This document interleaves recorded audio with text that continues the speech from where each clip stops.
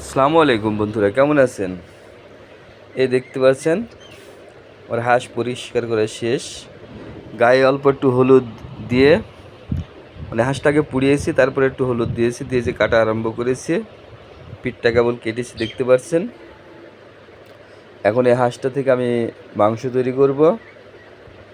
তবে অনুমান করা যাচ্ছে হয়তো 2 কিলোর বেশি হবে, 2.5 কিলোর একটু কম হবে, এরকম একটা সম্ভাবনা আছে।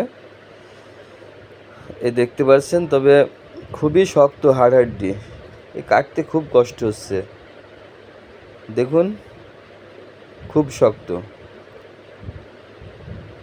এই দেখতে পাচ্ছেন আমি পিঠটা আর পেটটা কেটে আলাদা করে নিলাম। এই দেখুন, তবে পাতি হাঁসের থেকে রাজহাঁসের মাংসে মনে হয় গন্ধ বাসনা কম আছে,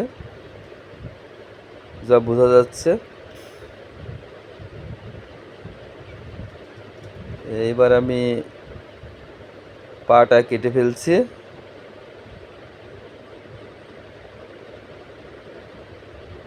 খুবই শক্ত, যা কোনো মতো আলাদা করলাম।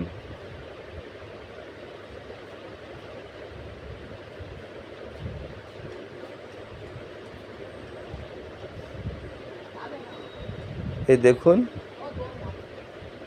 আমি কেটে কেটে প্লেটে রেখেছি। তো ভিউয়ার্স, সবাই ভালো থাকবেন। খোদা হাফেজ।